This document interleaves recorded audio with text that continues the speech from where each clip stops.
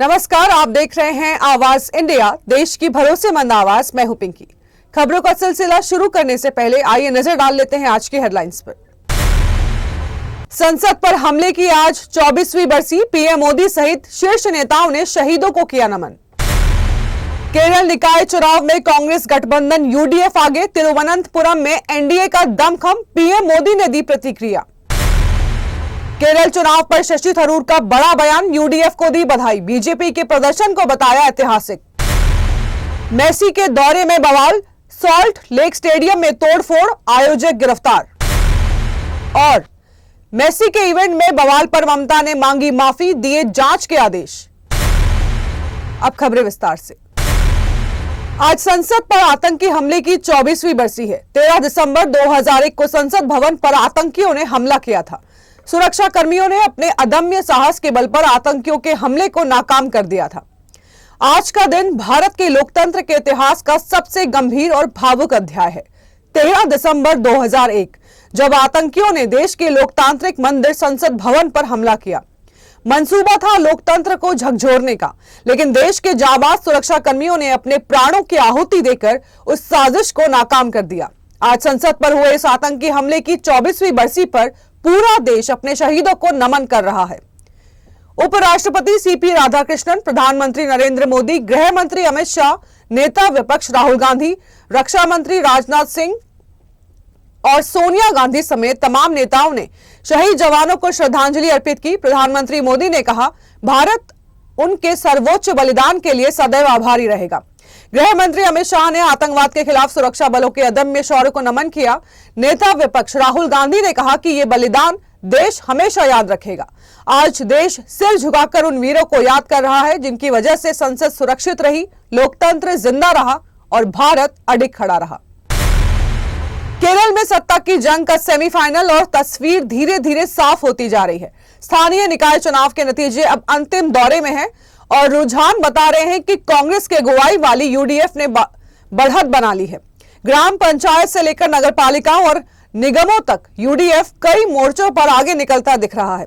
वहीं सत्तारूढ़ वाम मोर्चे एलडीएफ के लिए ये नतीजे खतरे की घंटी हैं। जिन पंचायतों और नगर निकायों को उसका मजबूत गढ़ माना जाता था, वहीं अब सेंध लगती नजर आ रही है। एलडीएफ पीछे चल रहा है और उसे कई स्तरों पर नुकसान होता दिख रहा है, लेकिन सबसे ज्यादा चर्चा तिरुवनंतपुरम की है, जहां बीजेपी अगुवाई वाला एनडीए दमदार प्रदर्शन कर रहा है। वार्डों में बढ़त और वोट प्रतिशत में मजबूती साफ संकेत दे रहे हैं कि एनडीए अब केरल की राजनीति में हाशिए पर नहीं रहना चाहता। आपको याद दिला दें कि 11 और 13 नवंबर को 2 चरणों में हुए मतदान में कुल 73.97% वोटिंग हुई। इतनी ऊंची भागीदारी अपने आप में बताती है कि केरल का मतदाता इस बार बेहद सक्रिय रहा। इन नतीजों की सियासी अहमियत बहुत बड़ी है। अगले साल होने वाले विधानसभा चुनाव से पहले यह चुनाव एक मूड मीटर है। कौन आगे है, कौन पिछड़ रहा है और किसके पास विकल्प बनने की ताकत है। प्रधानमंत्री नरेंद्र मोदी ने भी एनडीए के प्रदर्शन पर प्रतिक्रिया दी है। उन्होंने कहा कि केरल के लोग यूडीएफ और एलडीएफ से तंग आ चुके हैं और अब एनडीए को एक मजबूत विकल्प के तौर पर देख रहे हैं। तो साफ है, केरल की राजनीति में हलचल तेज है। स्थानीय निकाय चुनाव के ये नतीजे सिर्फ पंचायतों तक सीमित नहीं, बल्कि विधानसभा की राह तय करने वाले संकेत हैं। केरल की राजनीति में स्थानीय निकाय चुनाव के नतीजों ने हलचल और तेज कर दी है और इस हलचल पर अब कांग्रेस के वरिष्ठ नेता शशि थरूर का बड़ा बयान सामने आया है। शशि थरूर ने इन नतीजों को सिर्फ जीत नहीं, बल्कि एक मजबूत जनादेश बताया है। उन्होंने साफ कहा है कि केरल की लोकतांत्रिक भावना इन चुनावी नतीजों में पूरी तरह झलकती है। शशि थरूर ने अलग अलग लोकल बॉडीज में शानदार जीत के लिए यूडीएफ को बधाई दी और कहा है कि यह समर्थन मामूली नहीं, बल्कि राज्य विधानसभा चुनाव से पहले एक बड़ा संकेत है। उनके मुताबिक कड़ी मेहनत, स्पष्ट संदेश और सत्ता विरोधी लहर ने मिलकर 2020 के मुकाबले कहीं बेहतर नतीजे दिलाए हैं। लेकिन बयान का सबसे दिलचस्प पहलू तिरुवनंतपुरम को लेकर रहा। शशि थरूर ने राजधानी में बीजेपी के प्रदर्शन को ऐतिहासिक बताया और कॉरपोरेशन में पार्टी की अहम जीत की खुलकर तारीफ की। थरूर ने कहा है कि उन्होंने 45 साल के एलडीएफ के कुशासन के खिलाफ बदलाव की बात कही थी, लेकिन मतदाताओं ने बदलाव के लिए एक दूसरी पार्टी को इनाम दिया। यानी केरल की सियासत में साफ है कि स्थानीय निकाय चुनाव सिर्फ स्थानीय नहीं रहे, ये आने वाले विधानसभा चुनाव का ट्रेलर बनते नजर आ रहे हैं। सॉल्ट लेक स्टेडियम में अर्जेंटीना के दिग्गज फुटबॉलर लियोनेल मेसी के कार्यक्रम को लेकर उस वक्त अफरा तफरी मच गई जब हजारों की संख्या में पहुंचे फैंस का उत्साह गुस्से में बदला और भारी कीमत पर टिकट खरीद कर आए फैंस मेसी को करीब से देखने की उम्मीद लगाए बैठे थे। लेकिन तय कार्यक्रम से पहले ही मेसी के स्टेडियम छोड़ने की खबर फैलते ही माहौल बिगड़ गया। नाराज फैंस ने कुर्सियां, बोतलें और अन्य सामान फेंककर विरोध जताया। देखते ही देखते स्थिति बेकाबू हो गई और स्टेडियम में तोड़फोड़ शुरू हो गई। घटना के कई वीडियोस सोशल मीडिया पर वायरल हो गए हैं। हालात को संभालने के लिए पुलिस को तुरंत हस्तक्षेप करना पड़ा। कुछ देर बाद स्थिति पर काबू पा लिया गया। घटना के बाद कोलकाता पुलिस ने सख्त रुख अपनाते हुए कार्यक्रम के मुख्य आयोजक को गिरफ्तार कर लिया है। एडीजी जावेद शमीम के अनुसार एफआईआर दर्ज कर ली गई है और मामले की जांच दूसरे चरण में पहुंच चुकी है। पुलिस का कहना है कि घटना स्टेडियम परिसर तक ही सीमित रही और अब कानून व्यवस्था पूरी तरह सामान्य है। वहीं पश्चिम बंगाल सरकार ने पूरे मामले की जांच के लिए एक समिति गठित की है। जांच में यह भी देखा जाएगा कि आयोजकों की ओर से कोई लापरवाही या धोखाधड़ी तो नहीं हुई। आयोजकों ने टिकट के पैसे लौटाने का लिखित आश्वासन दिया है। प्रशासन ने साफ किया है कि दोषियों को बख्शा नहीं जाएगा और जिम्मेदारी तय कर कड़ी कार्रवाई होगी। कोलकाता के सॉल्ट लेक स्टेडियम में हुए बवाल पर अब मुख्यमंत्री ममता बनर्जी खुद सामने आई हैं। ममता बनर्जी ने इस पूरे कार्यक्रम और घटनाक्रम को दुर्भाग्यपूर्ण बताते हुए सार्वजनिक रूप से माफी मांगी है। मुख्यमंत्री ने कहा है कि वो भी हजारों फुटबॉल प्रेमियों की तरह लियोनेल मेसी की एक झलक पाने कार्यक्रम में शामिल होने वाली थी, लेकिन वहां फैली अव्यवस्था ने उन्हें गहरा आघात पहुंचाया।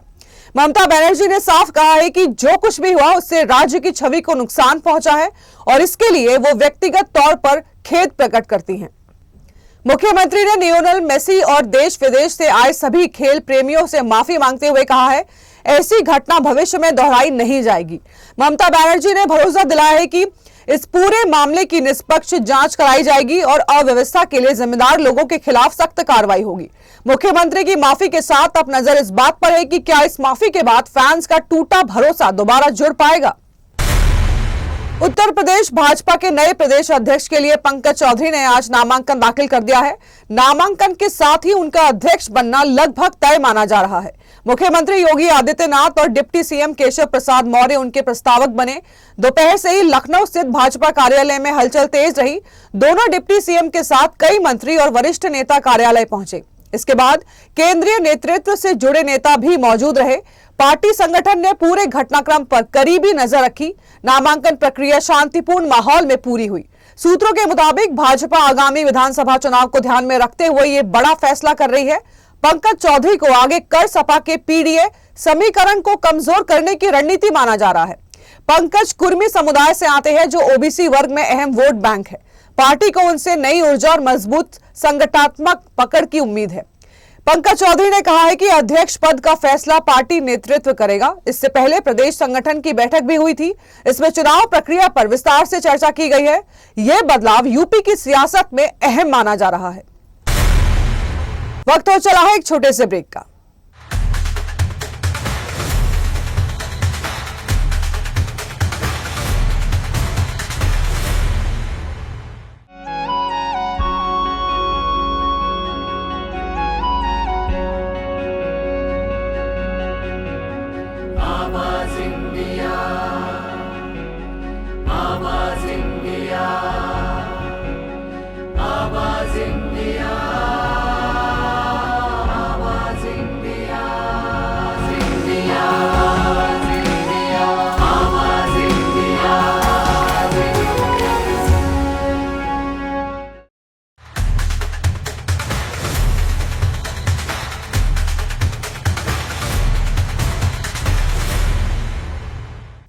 ब्रेक के बाद आप सभी का स्वागत है। बढ़ते हैं अगली खबर की ओर।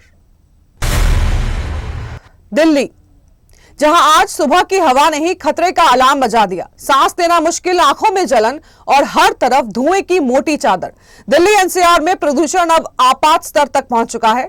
दिल्ली का एयर क्वालिटी इंडेक्स 401 तक पहुंच गया है, यानी कि सीवियर कैटेगरी। 12 दिसंबर की शाम जहां AQI 349 रहा, वहीं कुछ ही घंटों में हालात बिगड़े और 13 दिसंबर की सुबह दिल्ली गैस चैम्बर में तब्दील हो गई। कम हवा की रफ्तार, स्थिर मौसम और प्रतिकूल हालात ने प्रदूषण को आसान नहीं बल्कि आसमान पर पहुंचा दिया। हालात की गंभीरता को देखते हुए CAQM ने पूरे दिल्ली एनसीआर में GRAP स्टेज 3 लागू कर दिया है। GRAP 3 के तहत अब डिजिटल बसों पर रोक, क्लास 5 तक के स्कूल बंद कर ऑनलाइन पढ़ाई, स्टोन क्रशर और खनन गतिविधियों पर ब्रेक, इमरजेंसी को छोड़कर डिजिटल जनरेटर बंद और कंपनियों को वर्क फ्रॉम होम और हाइब्रिड मोड की सलाह दी गई है। दिल्ली के कई इलाकों में AQI 440 के पार दर्ज किया गया है। वजीरपुर, विवेक विहार, जहांगीरपुरी, आनंद विहार, हर तरफ हवा जहर उगल रही है। डॉक्टर चेतावनी दे रहे हैं कि लंबे समय तक ऐसा प्रदूषण दमा, फेफड़ों और दिल की बीमारियों को बढ़ा सकता है। बच्चे और बुजुर्ग सबसे ज्यादा खतरे में है। मास्क पहनिए, सुबह शाम बाहर निकलने से बचिए। सवाल बड़ा है, क्या दिल्ली को राहत मिलेगी या आने वाले दिन और जहरीले होंगे? दिल्ली के कालकाजी से एक ऐसी खबर सामने आई है जिसने पूरे इलाके को झकझोर कर रख दिया है। एक ही घर के अंदर एक मां और उसके 2 जवान बेटों ने मौत को गले लगा लिया। तीनों के शव फंदे से लटके मिले हैं और जब दरवाजा खुला तो सामने था सन्नाटा, दर्द और सवालों से भरा मंजर। शुक्रवार दोपहर करीब 2:47 पर कोर्ट के आदेश पर एक टीम इस घर पर कब्जा दिलाने पहुंची। दरवाजा बार बार खटखटाया गया लेकिन अंदर से कोई जवाब नहीं आया। आखिरकार डुप्लीकेट चाबी से ताला खोला गया और जैसे ही टीम अंदर दाखिल हुई, वहां का दृश्य रूह कपा देने वाला था।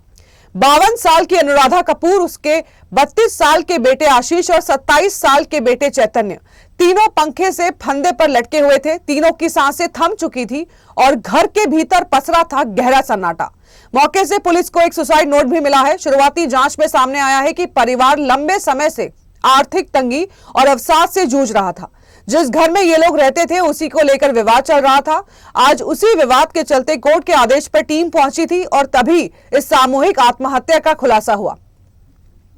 पड़ोसियों का कहना है कि परिवार काफी समय से अलग थलग रहता था। लोगों से बातचीत बंद थी, यहां तक कि पहले भी आत्महत्या की कोशिश कर चुके थे। तब हाथ की नस काटने के बाद सभी को अस्पताल में भर्ती कराया गया था और जान बच गई थी। आज वही परिवार 3 जिंदगियां हमेशा के लिए खामोश हो गई। फिलहाल पुलिस ने शवों को पोस्टमार्टम के लिए एम्स में भेज दिया है। सुसाइड नोट, आर्थिक हालात और पारिवारिक विवाद, हर एंगल से जांच की जा रही है। कालकाजी की इस घटना ने एक बार फिर समाज के सामने ये सवाल खड़ा कर दिया है, क्या हम वक्त रहते टूटते हुए इंसान की आवाज सुन पा रहे हैं? उत्तर प्रदेश के उन्नाव से एक बेहद दर्दनाक खबर सामने आ रही है। शनिवार सुबह अजगैन थाना क्षेत्र के मकूर गांव के पास इंडियन पेट्रोल पंप के नजदीक एक तेज रफ्तार ट्रक और ऑटो के आमने सामने भीषण टक्कर हो गई। टक्कर इतनी जोरदार थी कि ऑटो पूरी तरह क्षतिग्रस्त हो गया। उसके परखच्चे उड़ गए और मौके पर ही अफरा तफरी मच गई। इस भयावह हादसे में ऑटो में सवार 3 लोगों की मौके पर ही दर्दनाक मौत हो गई, जबकि 4 अन्य गंभीर रूप से घायल हो गए हैं। हादसे के बाद घटनास्थल पर चीख पुकार गूंज उठी। स्थानीय लोगों ने बिना वक्त गंवाए राहत बचाव कार्य शुरू किया और घायलों को बाहर निकालकर नजदीकी अस्पताल पहुंचाया। सूचना मिलते ही पुलिस भी मौके पर पहुंची। शवों को बाहर निकालकर पोस्टमार्टम के लिए भेज दिया गया है। घायलों का इलाज अस्पताल में जारी है, जहां उनकी हालत पर लगातार नजर रखी जा रही है। स्थानीय लोगों के मुताबिक ऑटो तेज रफ्तार में थी और अचानक सामने से आ रहे ट्रक से टकरा गई। टक्कर के बाद ऑटो बुरी तरह चकनाचूर हो गया। पुलिस का कहना है कि हादसे के कारणों की जांच की जा रही है और आवश्यक कानूनी कार्रवाई की जाएगी। उन्नाव से यह हादसा एक बार फिर तेज रफ्तार और लापरवाही की कीमत याद दिलाता है, जहां कुछ पलों में खुशियां मातम में बदल गई। महाराष्ट्र के बीड जिले में सोलापुर धुले राष्ट्रीय राजमार्ग पर एक बड़ा सड़क हादसा हो गया है। बीड तालुका के पाली गांव के पास एक गाड़ी डीजल टैंकर से टकरा गई। टक्कर इतनी तेज थी कि दोनों वाहनों में तुरंत आग लग गई। कुछ ही पलों में हाईवे आग के गोले में तब्दील हो गया। लोगों के अनुसार आग इतनी तेजी से फैलती चली गई कि पेट्रोलियम पदार्थ होने से लपटे और भड़क उठी। घटना की सूचना मिलते ही दमकल विभाग और पुलिस मौके पर पहुंच गई। अग्निशमन कर्मियों ने आग बुझाने का अभियान शुरू किया। सुरक्षा कारणों से हाईवे पर यातायात रोक दिया गया।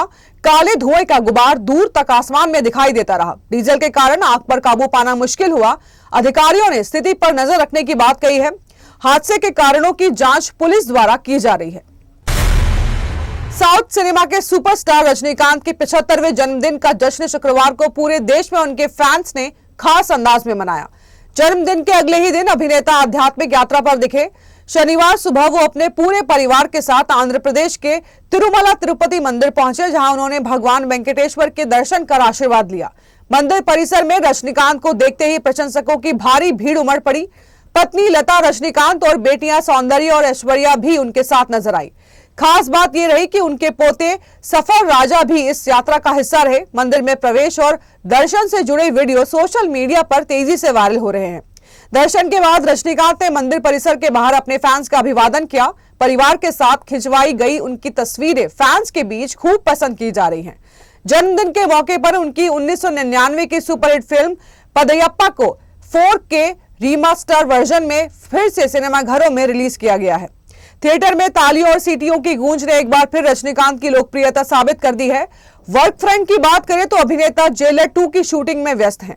फिल्म अंतिम चरण में है और उनके 2026 की गर्मियों में रिलीज होने की उम्मीद जताई जा रही है। तो देश और दुनिया की बड़ी खबरों में फिलहाल के लिए इतना ही। जुड़े रहिए आवाज इंडिया के साथ, जल्द होगी मुलाकात। तब तक के लिए नमस्कार।